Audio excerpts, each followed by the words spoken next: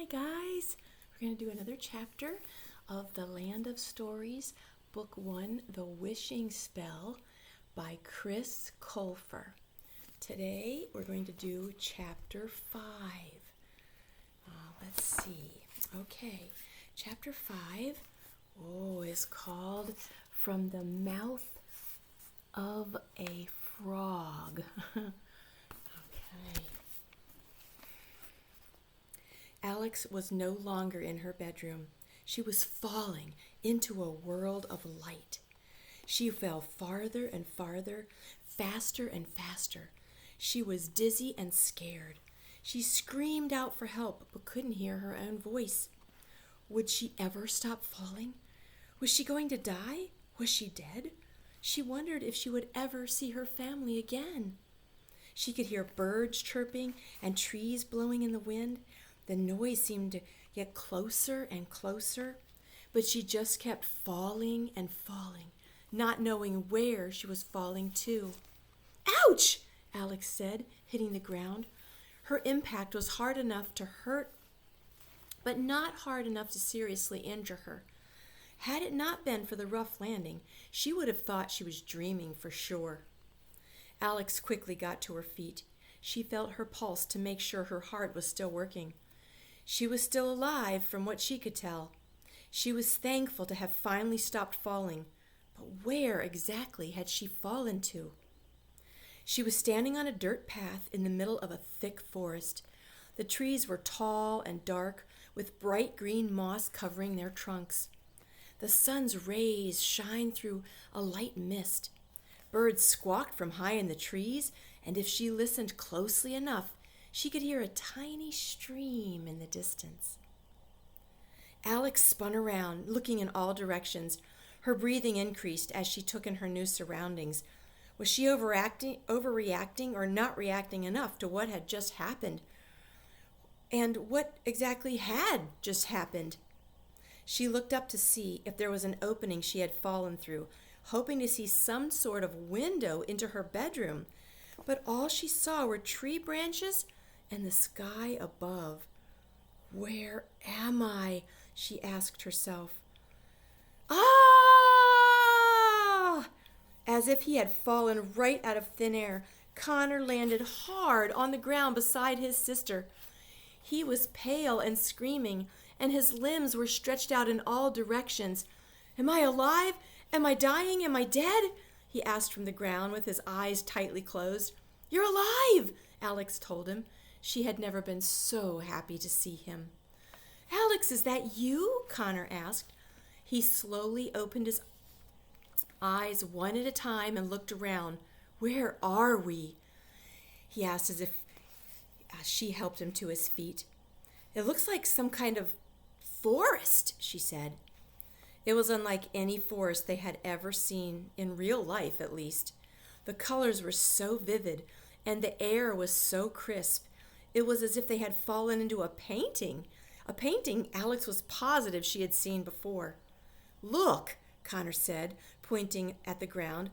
"All of your pencils." The path was littered with pencils Alex had been dropping into the book all week. She also found her school bag and a few of her dirty socks in the middle of the mess. But where were all the books she had dropped into the land of stories?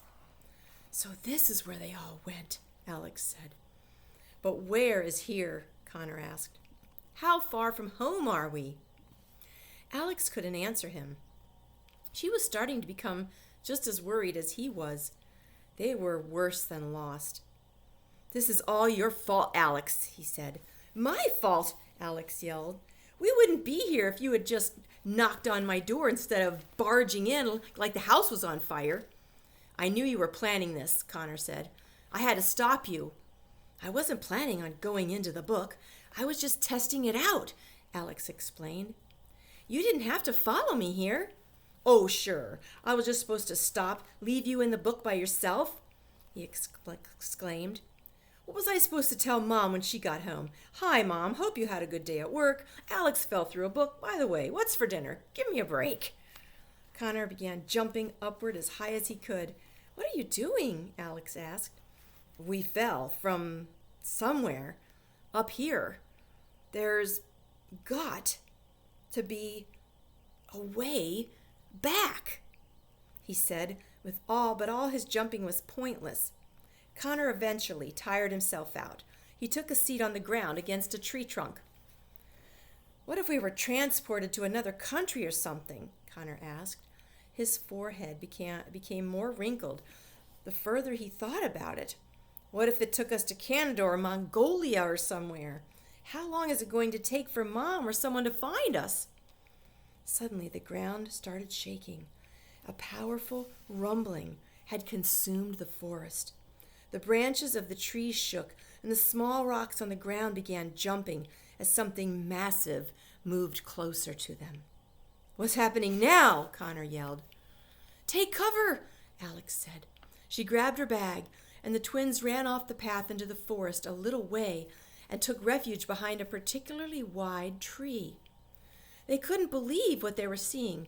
A huge cavalcade of soldiers on white horses rode past them. Their armor was clean and shiny. They carried green and silver shields with large red apples painted on them and waved flags with the same design. Alex, did we go back in time? Connor anxiously asked his sister. That looks like something straight out of medieval times. The pencils were all obliterated under the horses' hooves. The soldiers were moving at a fast and forceful pace that none of them noticed the awestruck twins peeking out from behind the tree. Alex was fixated on their shields.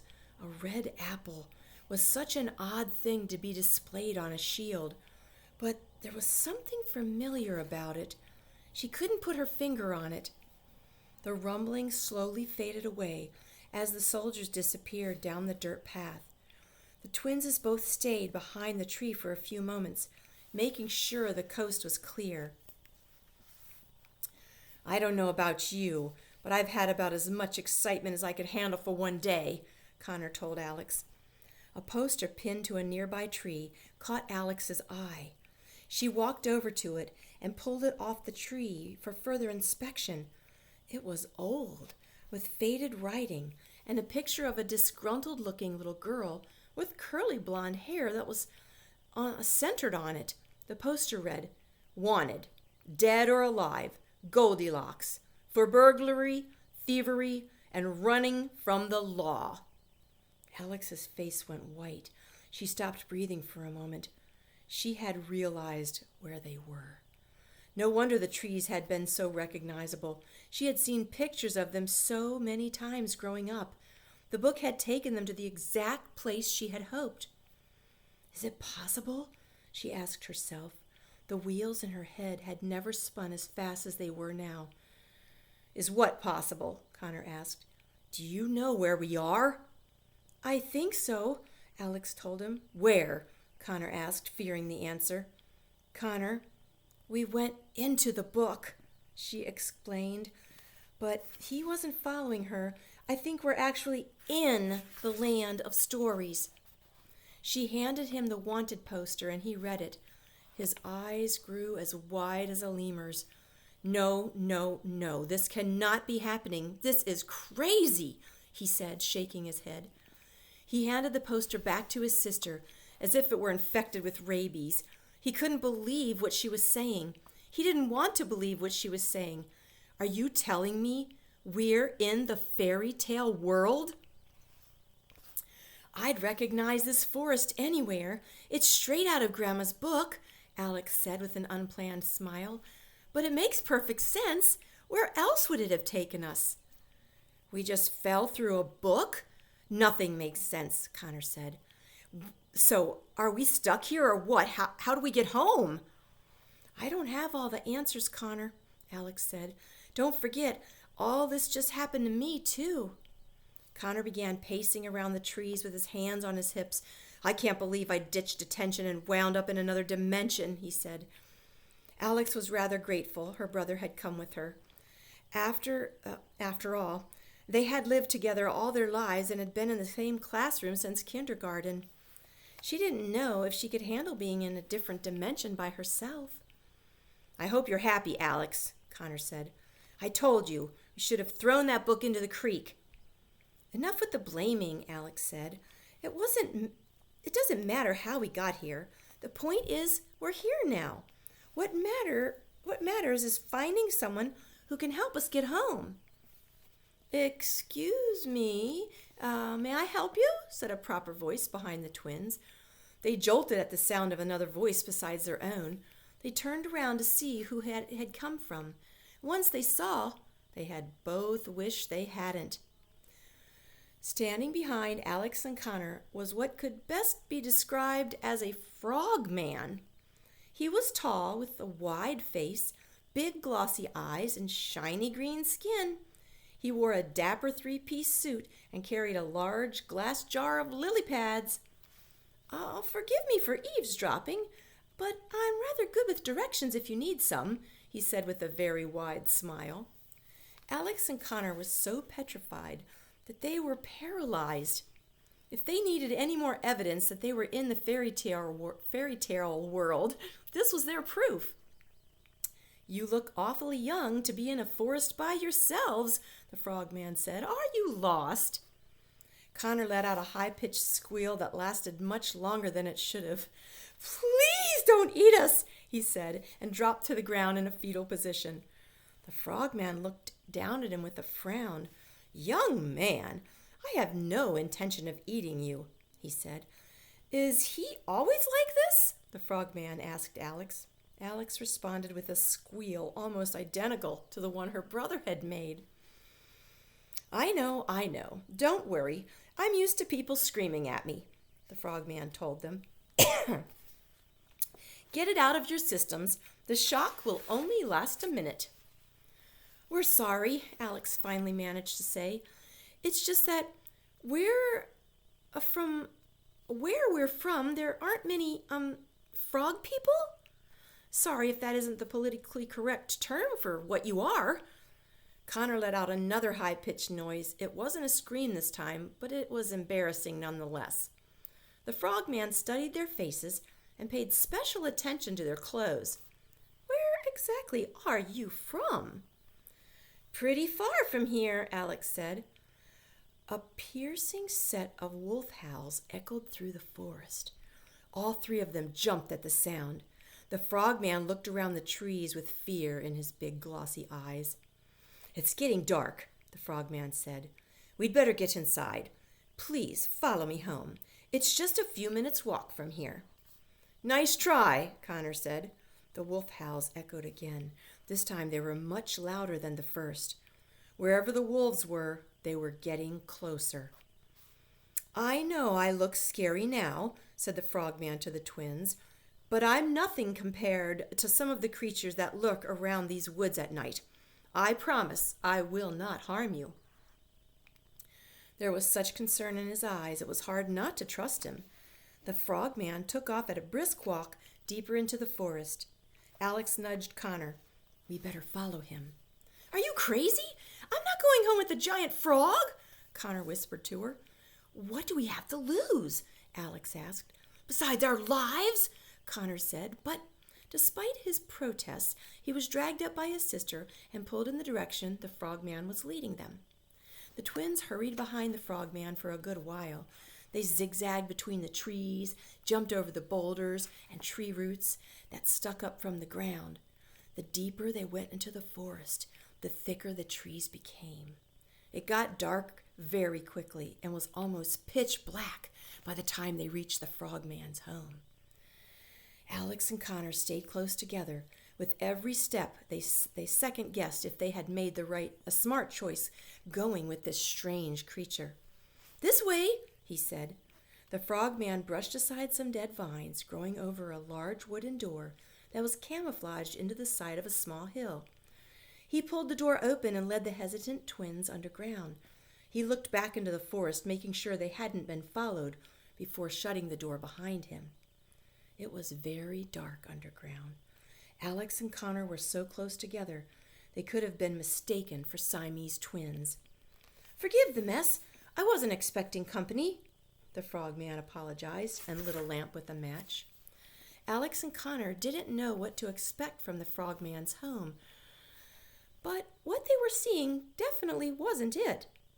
They were in a large room with dirt walls and a low dirt ceiling. Roots from a tree growing above them grew down like a chandelier. A cluster of big, cushy chairs and sofas, many of the cushions had the stuffing sticking out of them, sat in the corner of the room and were angled to face a small fireplace.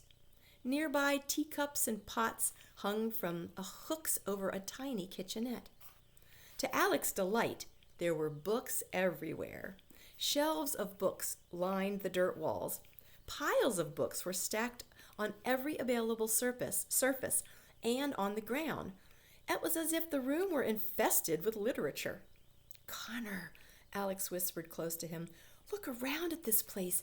It's like we're having our own Lucy and Mr. Tumnus moment." Connor looked around and saw what she meant. "If he offers us a Turkish delight, I don't care what you say. We're getting out of here," he whispered back. "It's a little dirty, but it's cozy," the frogman said. "It's hard to find a landlord who will house a frog, so I did the best I could with what I had." He placed his jar of lily pads on the mantel and immediately started a fire in the fireplace. He filled the tea kettle with water from a pitcher, placed it over the fire, and took a seat in a big white chair closest to it. He crossed his legs and folded his hands neatly in his lap. He was one proper frog. "Please have a seat," the frogman said, gesturing to the sofa in front of him. The twins reluctantly did what he asked. The sofa was rather lumpy, so they had to shift around in their seats to get comfortable. "What are you?" Connor asked the frog. "Connor, don't be rude," said his sister, elbowing him in the side. "It's quite all right," the frogman said with a complicated smile. "I understand my appearance takes some time to get used to. Even I haven't fully adapted to it yet." "You mean you weren't always a, frog person?" Alex asked as politely as she could. "Heavens, no," the frogman said. "I was cursed years ago by a very aggressive witch." "Why?" Alex asked. She was fascinated by how casually he had said it. "To teach me a lesson, I suppose," the frogman told her. "I used to be a very vain young man. The witch transformed my appearance so I would lose all of the things I took for granted." His wide smile softly faded.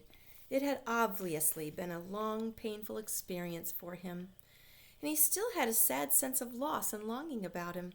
The twins had never seen a frog look so sad. "I can't even imagine what that must be like," said Alex, beaming with sympathy. "Can we call you Froggy?" Connor asked with a small smirk. "Connor!" Alex reprimanded. "It's quite all right," the frogman nodded, and his smile returned. "I've learned that the more people embrace their disadvantages, the less disadvantages they become. Please call me Froggy. I prefer it." Connor shrugged and smiled. "May I get you some lily pad tea?" Froggy asked the twins. Both the twins nodded. They didn't want to be rude. Froggy retrieved the tea kettle from the fire and hopped, literally, to the kitchenette and poured water into 3 teacups. He opened the jar on the mantel and dropped a lily pad into each teacup and stirred. "Do either of you take flies in your tea?" he asked, reaching for another jar on his mantel, this one filled with dead flies. "No thanks," Connor said, trying to quit. "Suit yourself," Froggy said, and dropped a few flies into his tea. He handed them each a teacup and reseated himself across from them. They stared down at it for a few moments before deciding they'd at least pretend to drink it. "What are your names?" Froggy asked the twins. "I'm Alex, and this is my brother Connor." A large and happy smile came to Froggy's face. "Are you by any chance Alex Bailey?" Froggy asked, grinning from ear equivalent to ear equivalent. Yes," Alex was shocked. How did this amphibian know who she was? "As in, this book belongs to Alex Bailey?" Froggy asked. He leaned over the side of his chair and pulled up a stack of books, opening one to show where the phrase was written inside. Those are my books, Alex said excitedly, recognizing the books she had dropped into the land of stories. I was wondering what had happened to them. It was so peculiar, Froggy explained. I was out collecting flies and was walking down the path to the swamp when one just fell from the sky and landed on my head. I returned the next day and found several more in the same spot. It was the oddest thing that ever happened to me. You mean besides being turned into a frog, right? Connor asked.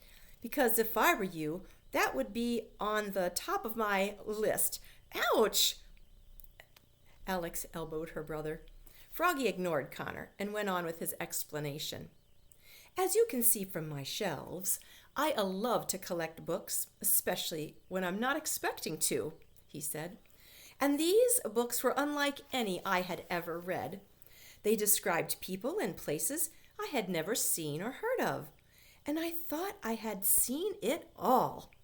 The authors wrote about such interesting places. Could you imagine a world without witches or trolls or giants? What imaginations! Froggy chuckled at the thought of this. The twins laughed along with the best fake laughs they could muster. Please keep them. I have duplicate copies at home, Alex told him. Froggy was delighted to hear this. Uh-huh, Connor cleared his throat. Speaking of home, I don't mean to interrupt this little book club, but we're very lost. We would like to know where we are.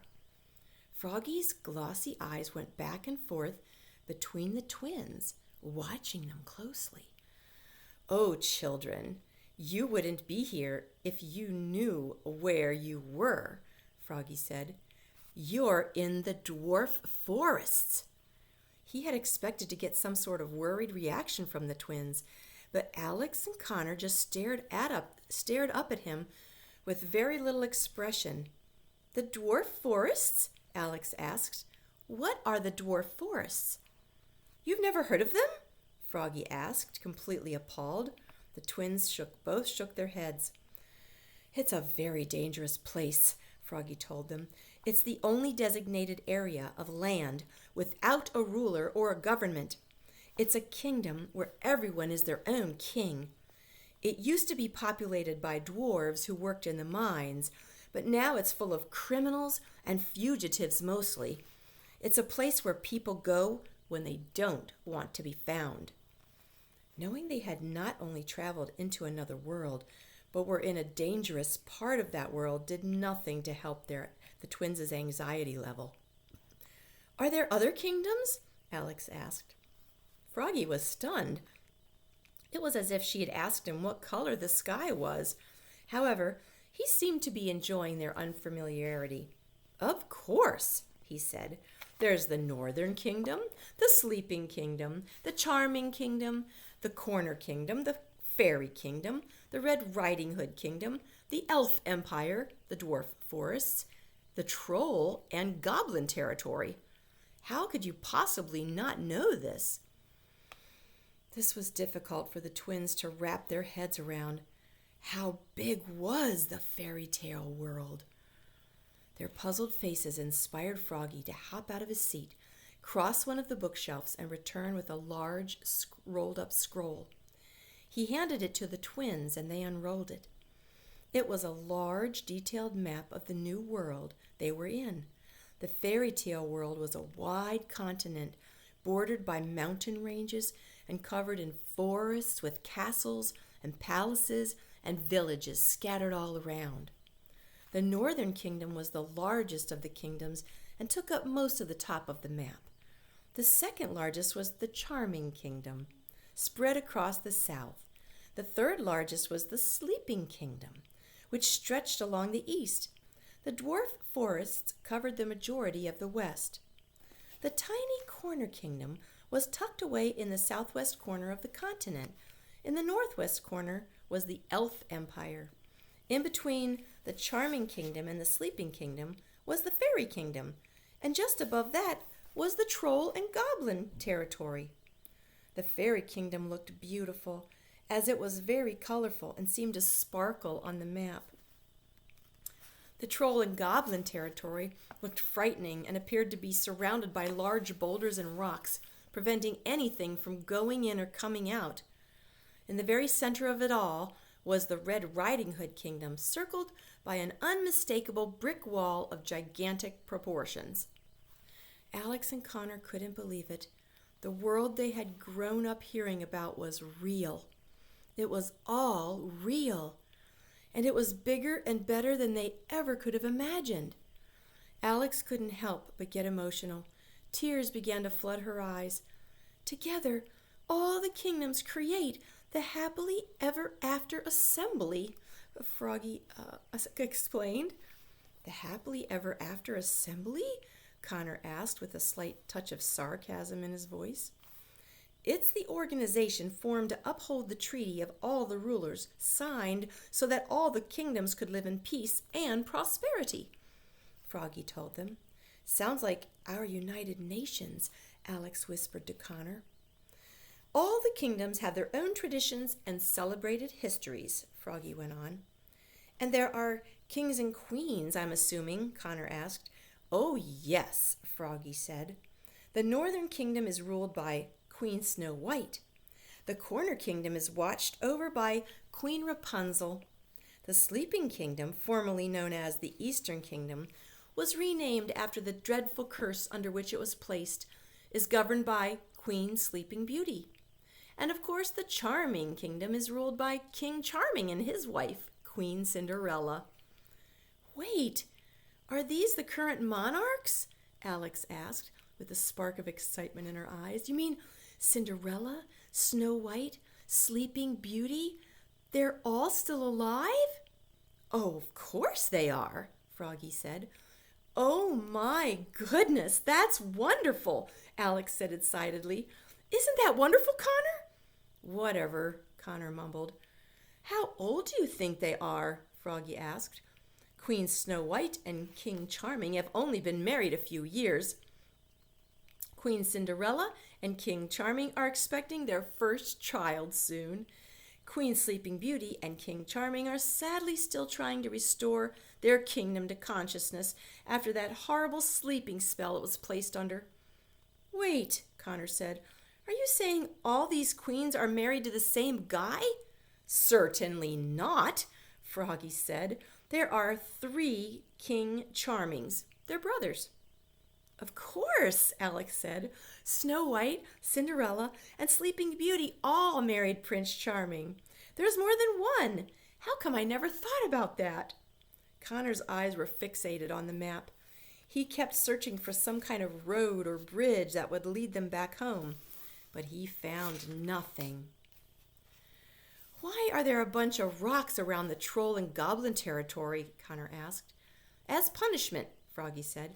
Trolls and goblins are nasty creatures and have a habit of kidnapping people and turning them into slaves. The Fairy Council forced the trolls and goblins into one territory, and none of them are allowed to leave without permission. Fairy Council? Alex asked. This world was almost too good to be true. Yes, they're a group of the most powerful fairies of the kingdoms, Froggy explained. Cinderella's a fairy godmother is one of them, and so is Mother Goose. And all the fairies that blessed Sleeping Beauty when she had a baby are on it too. They rule the fairy kingdom and are the leaders of the Happily Ever After Assembly. Is the Red Riding Hood Kingdom under some sort of punishment too? Connor asked. Why is there a huge wall built around it? Alex looked down at the map and back up at Froggy, equally curious. That was the result of the CRAWL, the Crawl Revolution, Froggy said. What is the Crawl Revolution? Alex asked.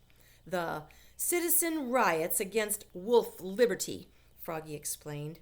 The Red Riding Hood Kingdom used to be a group of villages in the Northern Kingdom that were constantly under attack by wolves. They begged the evil queen, Snow White's stepmother, who was on the throne at the time, to help them. But the evil queen was too occupied with her vanity, so they revolted and started their own kingdom. They built a huge wall around it so no wolves could get in. And now Red Riding Hood is queen? Alex asked. Yes, she's the only elected queen in history, Froggy said. The villagers figured her story was the most symbolic of their struggle, so they chose her to lead them. But isn't she just a little girl? Alex asked. No, she's a woman now, a very self-obsessed young woman from what I hear. After all, she named the kingdom after herself. Her grandmother does most of the decision-making, while she takes all the credit, Froggy said. Unfortunately, the CRAWL revolution only led to the rise of the Big Bad Wolf Pack. The Big Bad Wolf Pack? Connor asked. Yes, they're the descendants of the original Big Bad Wolf. They travel around terrorizing villages and attacking unsuspecting travelers, Froggy said. Oh, joy, Connor said sarcastically. I'm sorry I asked. But besides that, things are very peaceful throughout the kingdoms, Froggy said. His voice drifted off and uncertainty grew on his face. That was until a week ago. The twins leaned forward. What happened a week ago? Alex asked. The evil queen escaped from the dungeons of Snow White's palace, Froggy told them. I thought everyone had heard. It's news to us, Connor said. That can't be good, said Alex. How'd she escape? No one knows, Froggy said. She just vanished along with her magic mirror. Snow White's army has been searching throughout all of the kingdoms for her. They pass through these woods at least twice a day. So far, they've found nothing, not even a footprint, to lead them in her direction. Do you think they're going to find her? Connor asked. I hope so, Froggy said. She's a very dangerous woman.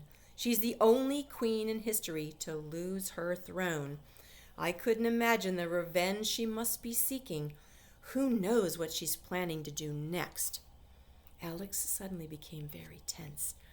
It had just occurred to her that, along with all the characters she had grown up loving, all the ones she hated and feared actually existed, too. It made her feel very uneasy and very unsafe. The fire in the fireplace began to fade, and Froggy got up to add another log. The twins' eyes and mouths were wide open, and their heads were spinning from all this new information. Exactly how far away do you live from here? Froggy asked as he sat back down across from them. The twins looked at each other, back at Froggy, and then back at each other again. They didn't know what to tell him. Would he believe them if they told him the truth? It's practically a different world, Connor said. Alex shot him a dirty look and then nervously laughed, trying to make light of what her brother had just said. Froggy wasn't laughing. He sat straight up in his seat, and his face grew very still, with an intensity in his eyes as if he had found the solution to a mystery. Interesting, Froggy said, eyeing the twins back and forth. Because if I didn't know any better, just from the way you dress and the way you speak and the way you were so surprised at basic history, I would say there was a very good chance you were indeed from a different world. They didn't understand what he was trying to say. Did he know something they didn't? Just out of curiosity, have you ever heard of another world? Alex asked him. Or preferably, how to get back to it? Connor added. Froggy studied their faces even more intently for a moment. He got up and went to a bookshelf on the far side of the room. He rustled through the books, looking for something of special interest. Finally, he found it. A small leather-bound journal with a red band around it. Have either of you ever heard of the wishing spell? Froggy asked the twins. Alex and Connor shook their heads. Froggy flipped through the pages of the journal. I assumed not, he said. It's a legendary spell comprised of a list of items, and apparently, when you put the items together, you are granted one wish. It doesn't matter how extravagant the wish is, the wishing spell will grant it. Many people believe that it's only a myth, and I did too, until I found this journal. What does the journal have to do with anything? Connor asked. It was written by a man from the Charming Kingdom, Froggy said. He managed to discover what these items were, and he recorded his journey to find them. His one wish was to reunite with the woman he loved, and in the journal he claimed she lived in another world. Alex and Connor sat straight up. They were sitting on the edges of their seats without realizing it. I thought the man writing the journal was crazy. I didn't believe another world could exist until I began finding your books, Alex. And then, when I saw you bickering in the forest, I knew you two were different, Froggy said. I knew you had to be from the place that the man had written about. The twins were happy the truth was out. Froggy seemed genuinely excited about the whole thing. Did he make it? Alex asked. Did the man cross over to the other world? He must have, Froggy said. The journal ends when he found the last item. Froggy handed the twins the journal and took a seat in his chair. Wherever you're from, if it's home that you wish to go back to, I think your best chance is following this journal. The twins went silent for a moment. They stared down at the journal in his hands with immense hope. What items does the spell require? Alex asked. All sorts from all over, Froggy told her, but the journal gives great instructions on where and how to find them. Some of them are very dangerous to get to. Of course they are, Connor said. Typical. If the spell would grant whatever wish you want, why didn't you search for the items and wish to be a human again? Alex asked Froggy. Froggy thought about this for a moment. It was a question he had asked himself many times, and he was ashamed of the answer. I've kept the journal all these years in case I ever decided to, Froggy explained with difficulty, but searching for the items would mean I'd have to face the world looking like this, and frankly, children, that's something I'm not ready to do. It's something I don't think I'll ever be able to do. He spoke from a place of deep sadness. Clearly he wasn't finished learning the witch's lesson yet. It's getting late, Froggy said. Why don't you sleep on it and decide what you want to do in the morning? You're welcome to stay here as long as you'd like. Thank you, Alex said. I hope we aren't a bother. No bother at all, Froggy smiled earnestly. Froggy got them a large blanket to share. He blew out all the lamps and put out the fire in the fireplace. Alex and Connor tossed and turned with thoughts of the wishing spell all night. But there was no decision to be made. If the journal offered a possible way home, they would have to do anything and everything it instructed them to. They had no choice. They were about to embark on the greatest scavenger hunt of their lives. Wow, that is exciting. I wanted to see if here is a map.